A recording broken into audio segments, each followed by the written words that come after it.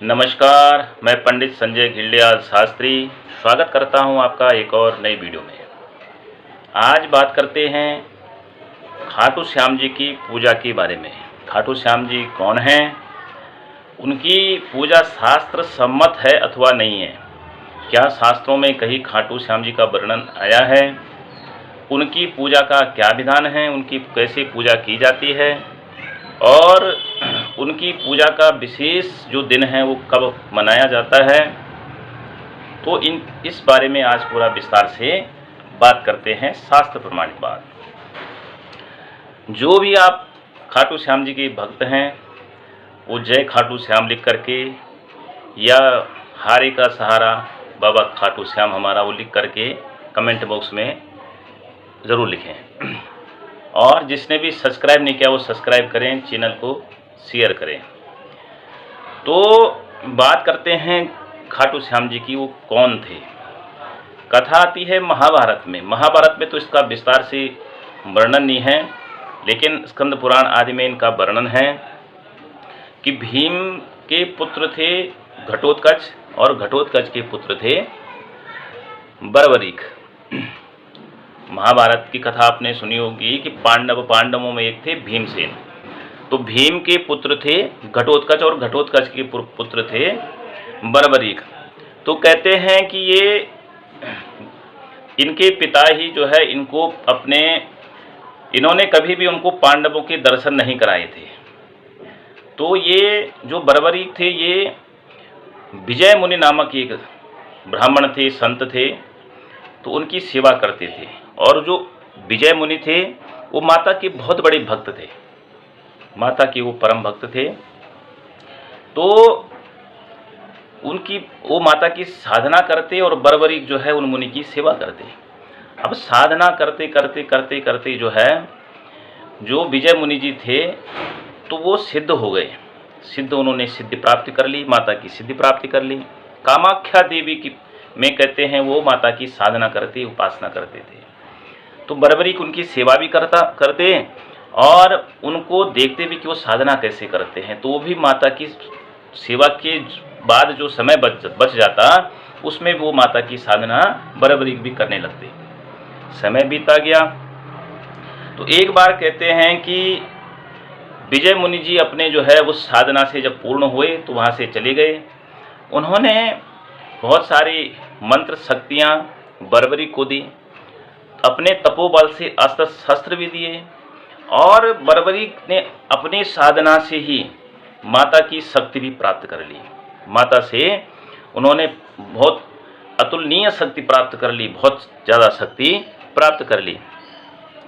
तो एक बार की बात कहते हैं कि जब पांडव वन में थे तो बर्बरीक की और भीम की मुलाकात हो गई। किसी नदी के किनारे, किसी तालाब के किनारे उनकी मुलाकात हुई। किसी बात में दोनों में बहस हुई, दोनों में युद्ध होने लगा। भीम भी बड़े महाबली थे, बड़े ताकतवर थे और बर्बरीक के साथ में उनका युद्ध होने लगा। कई समय तक युद्ध हुआ तो बर्बरीक ने जो है भीम को अपने बाहु में उठा करके और समुद्र में फेंकने के लिए चल पड़े। तो इतने में कहते हैं आकाशवाणी हुई कि अरे बर्बरीक, जिसको तुम समुद्र में फेंकने के लिए जा रहे हो ये कोई साधारण, ये जो है कोई और पुरुष नहीं है, ये तो तुम्हारे जो है पिता के पिता यानी तुम्हारे दादा हैं। ये इनको तुमने पहचाना नहीं और तुम इनके साथ में युद्ध करते हुए इनको जो है समुद्र में फेंकने के लिए ले जा रहे हो। तो बर्बरीक ने उनको अपने बाहों से नीचे उतारा, उनसे क्षमा याचना मांगी। तो इसके बाद जब पांडव वापस आए, कौरवों के साथ युद्ध शुरू होने वाला था। दोनों तरफ की जो सेनाएं हैं वो आपस में जो है विचार कर रहे थे, मंत्रणा कर रहे थे। एक दूसरे की सेना को कैसे हराना है इस बात पर जो है वो मंथन कर रहे थे। सारा वहाँ पर जो है दोनों तरफ की सेनाएं बैठी हुई थी, बड़े बड़े वहाँ पर योद्धा बैठे हुए थे। तो प्रत्येक जो समूह है उसके जो नायक थे, उनके जो मुख्य जो वो थे, वो अपनी अपनी सेनाओं के बारे में वहाँ पर गुणगान कर रहे थे कि हमारी सेना में इतनी ताकत है, हमारी सेना में इतनी ताकत है। तो वहाँ पर कहते हैं कि पहले कौरवों के यहाँ से जो मंत्रणा चल रही थी तो कहते हैं कि बात आई कि भाई इनकी बड़ी सेना हो गई किसकी, पांडवों की, तो इनको कौन हरा सकता है। तो भीम कहते हैं, भीष्म पितामह कहने लगे कि भैया कोई बड़ी बात नहीं है, मैं इनकी पूरी समस्त सेना को मैं एक ही महीने में पराजित कर दूंगा। सब अपनी अपनी ताकत का जो है वहाँ पर बखान कर रहे थे। तो भीष्म पितामह ने कहा कि मैं एक महीने के अंदर जो है सारी पांडव सेना को मैं हरा दूंगा, उसको मार सकता हूँ, इतनी मेरे अंदर बाहुबल है। कृपाचार्य भी कहने लगे कि मैं भी जो है एक ही महीने के अंदर समस्त पांडव सेना को मैं मार दूंगा। कहते हैं द्रोणाचार्य जो गुरु थे, तो उन्होंने कहा कि मैं 15 दिन में ही पूरी पांडव सेना को निपटा दूंगा, इतना मेरे अंदर बल है, इतने मुझे अस्त्र शस्त्रों का ज्ञान है। अश्वत्थामा गुरुपुत्र वो और भी तेज, वो कहने लगा महाराज मुझे जो है 15 दिन 1 महीना नहीं चाहिए, मैं केवल 10 ही दिन में जो है समस्त पांडव सेना का संहार कर दूंगा। और उससे भी तेज थे कर्ण ने कहा महाराज मुझे जो है 10 दिन भी नहीं चाहिए, मैं तो केवल 5 ही दिन में जो है समस्त पांडव सेना को पराजित कर दूंगा। तो वो तो चल रही थी कौरव सेना में बातें, तो यही बात जो है पांडवों की तरफ से भी चल रही थी। पांडवों में जो है जब बात चली कि भैया कौरवों की सेना इतनी बड़ी हो गई, इतनी बलवान हो गई, उनकी तरफ से इतने बड़े बड़े योद्धा लड़ रहे हैं, कौन उनको पराजित कर सकता है, कौन मार सकता है, कौन किसके साथ लड़ेगा। अर्जुन ने कहा इसमें कोई संशय नहीं है, कोई बड़ी बात भी नहीं है, और मैं अभिमान से भी इस बात को नहीं कह रहा हूँ, मैं अकेले ही। यहाँ पर जो है 2 अर्थ लगाए गए हैं श्लोक है इनमें, मैं आपको के सामने श्लोक को नहीं बता रहा हूँ। तो उन्होंने 2 अर्थ लगाए हैं ऋषि विद्वानों ने यहाँ पर, कि उन्होंने कहा कि मैं अकेले ही समस्त कौरव सेना का संहार कर दूंगा, या मैं एक ही दिन में समस्त कौरव सेना को मार दूंगा, दोनों अर्थ हैं यहाँ पर। और भी जो पांडवों की तरफ से जो अन्य जो बड़े बड़े योद्धा थे वो अपनी अपनी बातें बता रहे हैं कि मेरे अंदर इतना बाहुबल है, इतना था भी उनके अंदर, बड़े बड़े पराक्रमी राजा महाराजा थे उस समय के, तो वो अपने अनुसार बता ही रहे थे। और हो ही जाता है योद्धाओं के अंदर जो है थोड़ा अतिशयोक्ति भी आई जाती है, और होना भी चाहिए। जब योद्धा के अंदर जो है अपने अंदर उसका पराक्रम का प्रादुर्भाव होगा कि मैं जो है लड़ सकता हूँ, यदि वो पहले ही हार मान जाएगा तो कैसे लड़ेगा। तो उसके अंदर वो भाव होना भी चाहिए, जब तक वो भाव उसके अंदर नहीं होगा तो युद्ध मैदान में कैसे जाएगा। उसको तो सामने वाला जो सैनिक है उसके सामने जो युद्ध कर रहा है वो उसको कमज़ोर ही लगना चाहिए, तब जा कर के वो युद्ध कर पाएगा। तो जब सारे पांडव वो बात करने लगे तो इसके बाद बर्बरीक, तो तभी बर्बरीक कहने लगे। बर्बरीक जिनको भीम अपने साथ में वहाँ पर ले आए थे, तो वो भी जब सबकी बातें सुन रहे हैं तो उनके अंदर भी अथाह बल था, उनके अंदर का जो पौरुषता थी वो भी बाहर आने लगी। वो कहने लगे महाराज कोई जो है 1 दिन कह रहा है, कोई 5 दिन कह रहा है, कोई 10 दिन कह रहा है, कोई 1 महीना कह रहा है, कोई 2 महीना कह रहा है, यानी अपने अपने ताकत का सब लोग अनुमान लगा रहे हैं। लेकिन मुझे दिनों की कोई ज़रूरत ही नहीं है, मैं दिन के हिसाब से कोई काम नहीं कर पाऊंगा, मुझे तो मुहूर्त दे दो आप, एक ही मुहूर्त में मैं सारी कौरव सेना को निपटा दूंगा। जब ये बात कर दी केवल एक मुहूर्त में ही मैं समस्त कौरव सेना का संहार कर दूंगा, तो सबकी आंखें फटी की फटी रह गई, क्या बात कर रहा है ये। और अभी उम्र ज़्यादा नहीं थी, बालक थे। तो ये बालक जो है ऐसी बड़ी बड़ी बातें कैसे कर सकता है, क्योंकि उसके बाहुबल को किसी ने अभी तक देखा नहीं था, किसी युद्ध में उसने भाग नहीं लिया था। जंगल में जो है युद्ध करते थे, विजय मुनि की रक्षा के लिए उन्होंने बहुत से राक्षसों का वध किया, बहुत से राक्षसों का संहार किया था। लेकिन वन में करते थे तो वहाँ पर राजा महाराजाओं के सामने उनकी कोई चर्चा नहीं हुई थी, यानी राजा महाराजों ने उनके बल को कभी देखा नहीं था। तो सब जो है कहने लगे भैया ये तो बहुत बड़ी बड़ी बातें कर रहा है। तो कोई कहने लगे ये बालक बुद्धि है, तो बालक बुद्धि में ये ऐसे ही अनाप शनाप बोल रहा है, इसको क्या पता कैसे युद्ध लड़ा जाता है, इसको क्या पता सामने वाली सेना के जो महारथी हैं उनके अंदर कितनी ताकत है। हम तो जानते हैं हम तो जानते हैं भीष्म पितामह को, हम तो जानते हैं कृपाचार्य को, हम तो जानते हैं महारथी कर्ण को, हम तो जानते हैं दुर्योधन आदि उसके 100 अन्य उसके 99 भाइयों को दुर्योधन के अलावा। हम तो उसके उनके अंदर जितने भी महारथी है उनको सबको जानते हैं। सबके जो है बल पराक्रम का हमने कभी न कभी सामना किया है या देखा है। सामना नहीं भी किया होगा तो देखा है हमने, और जिसको देखा नहीं उसके बारे में सुना भी तो है। लेकिन ये बालक बुद्धि है, इसको क्या पता।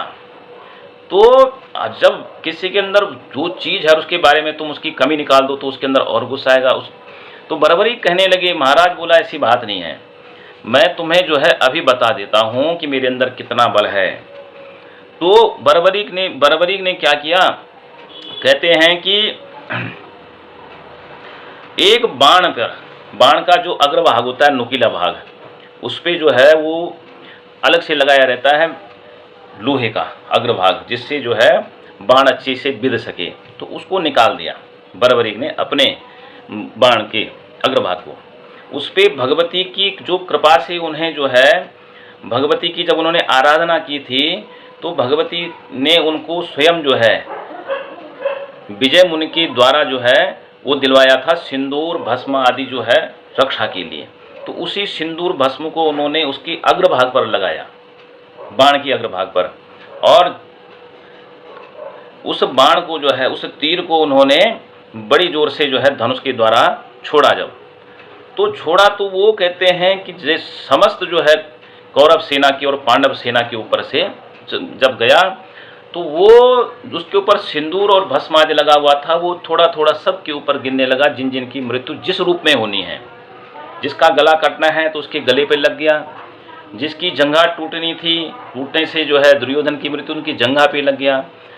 भीष्म पिता के समस्त शरीर पर उसके निशान हो गए, क्योंकि उनको जो है पूरा उनका शरीर बाणों से बिध गया था, तब उनकी मृत्यु हुई। तो जिस चीज का जो है जैसे जैसे मृत्यु होनी थी युद्ध में उसको जो है वैसे वहीं पर जो है उसके निशान पड़ गए। उन्होंने कहा देख लिया महाराज मेरे बाहुबल को, अब बस मुझे अभी तो मैंने सिंदूर और भस्म लगाया था, दिखाया आपको कि उनकी मृत्यु कैसे होगी, लेकिन अब जो है मैं असली बाण जब चलाऊंगा तो एक ही बाण में समस्त कौरव सेना का मैं संहार कर सकता हूं, इतना बाहुबल है।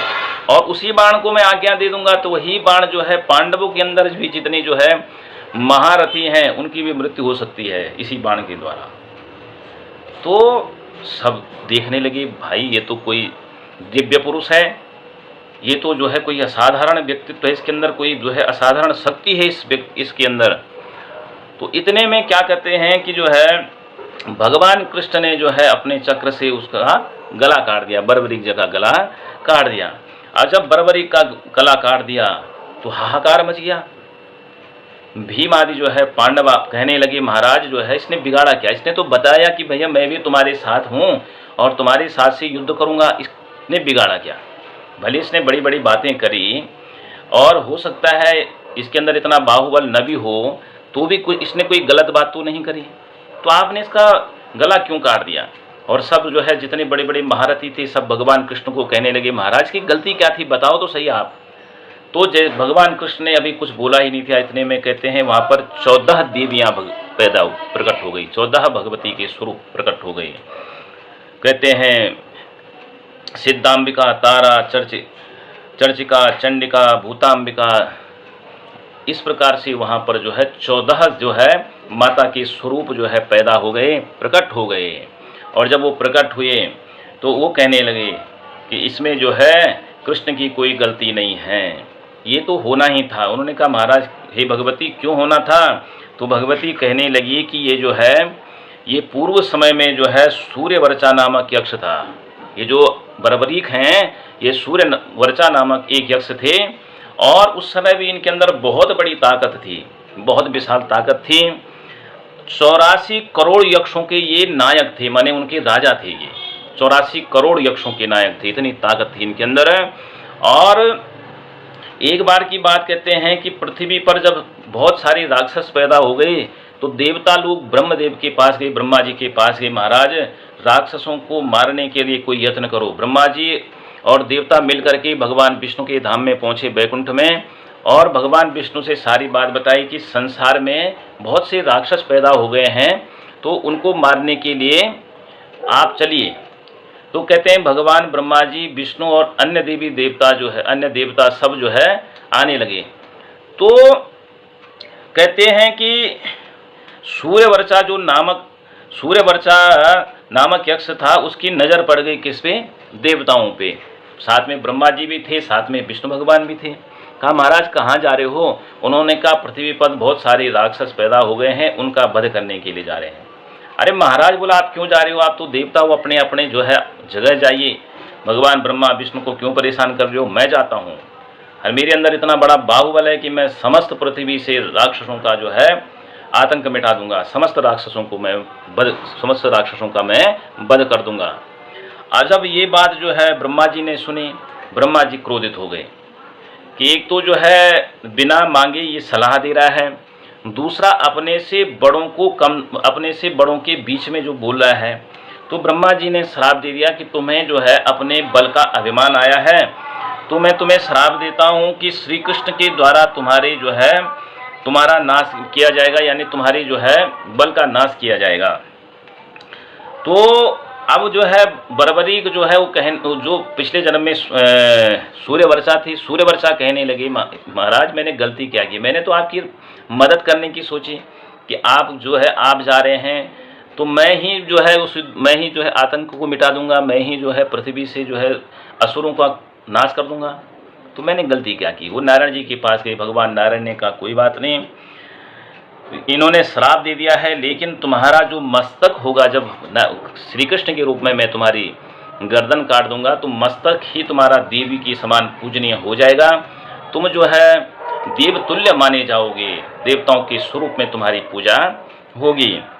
तो माता भगवती, ये बात जो 14 भगवतियां वहां पर प्रकट हुई थी, वो कहने लगी किसे? पांडवों से कि ये जो है इनका जो मस्तक कटा हुआ है ये साधारण नहीं होगा, ये मेरे समान पूजनीय होगा। जैसे देवी की पूजा की जाती है ऐसे ही इस मस्तक की भी पूजा की जाएगी, बर्बरी जी के मस्तक की पूजा की जाएगी, और ये मस्तक जो है अजर अमर हो जाएगा और इसकी पूजा ऐसी होगी। तो उस मस्तक जो था वो तो अजर अमर हो गया था। तो कहने लगी महाराज आपने युद्ध करने के लिए मुझे आज्ञा नहीं दी, लेकिन कम से कम युद्ध देख सकूं ऐसी तो मेरी व्यवस्था कर दो। तो कहते हैं कि अर्बुद पर्वत पर जो है उस मस्तक को बिठा दिया, और वहीं से जो है बर्बरीक ने जो है सारे युद्ध को देखा। तो कहते हैं उसको जो है उस मस्तक पर जो है उस मस्तक को जो है अर्बुद पर्वत पर बिठा दिया। तो वहाँ से उन्होंने समस्त युद्ध को, जो 18 दिन तक युद्ध चला महाभारत का, उस युद्ध को देखा, और देखने के बाद वहीं उधर ही जो है उनके लिए जो है पूजनीय स्थान बनाया गया। भगवान ने आशीर्वाद दिया कि जो तुम्हारे दर्शन करेंगे उनके बाल रोग दूर होंगे, और जो तुम्हारी पूजा करेंगे देवी लोक को प्राप्त होंगे। तो कहते हैं कि बैसाख के कृष्ण पक्ष की त्रयोदशी तिथि को जो उनकी विशेष पूजा की जाती है, 108 दीपक जला करके 108 बार मंत्र के द्वारा उनकी साधना की जाती है। पहले उनकी पूजा उपासना की जाती है, और पूजा उपासना के बाद जो है एक मंत्र है, उस मंत्र के द्वारा उनकी पूजा की जाती है। 108 बार यदि आप 108 दीपक जला करके उनकी कहते हैं पूजा करोगे, किस दिन? वैशाख मास की कृष्ण पक्ष की त्रयोदशी को, और ये इस मंत्र का 108 बार वहाँ पर पाठ करोगे तो आपकी कहते हैं समस्त मनोकामनाएं पूर्ण होंगी। इस मंत्र को मैं पढ़ देता हूँ, आप भी इस मंत्र को लिख सकते हो। तो कोई भी इस श्लोक को लिख सकता है, पढ़ सकता है, चाहे स्त्री हो, पुरुष हो, या किसी भी जाति में पैदा हुआ हो, कोई भी इस श्लोक को पढ़ सकता है। मैं धीरे धीरे करके पढ़ता हूँ ताकि आप सब लोग उसको समझ सको, उसको लिख भी सको। जय जय चतुर्शीति कोटि परिवार सूर्यवर्चाभिधान यक्षराज जय भूभार हरण प्रवृत्ति लब्ध साप प्राप्त नैरिति योनिसंभव जय काम कंटकर्करा कुक्षिराज हंस जय घटोत्कचानंद वरधन बर्बरीकाभिधान जय कृष्णोपदिष्ट श्री गुप्त क्षेत्र देवी समाराधन प्राप्ता तुल्यवीर्य जय विजय सिद्धिदायक जय पिंगला रीफलेन्द्र द्रुहद्रुहान वकोटीश्वर पलास वन दावानल जय भूपा तालांतरे तराली नागकन्या परिहारक जय भीम मानमर्दन जय सकल कौरव सेनावध मुहूर्त प्रवृत्त जय श्री कृष्ण वर लब्ध सर्व वर प्रदान सामर्थ्य जय जय कलिकाल बंदित नमो नमस्ते पाहि पाहि इति। इस श्लोक को, इस मंत्र को जो है आप 108 बार जप करें तो आपकी समस्त मनोकामनाएं पूर्ण होंगी। तो वही जो है बरबरीक कहते हैं आगे चल कर के खाटू श्याम नाम से वो जाने गए। खाटू श्याम के नाम से उनका पूजन किया जाता है और आज भी बहुत सारे लोग हैं जो खाटू श्याम जी की पूजा अर्चना करते हैं, उनके दर्शन करते हैं, उनको मानते हैं, उनको पूजते हैं। तो ऐसे ही शास्त्र विहित प्रमाणित बातें जानने के लिए आप हमारे चैनल से जुड़े रहें। जय श्री राम।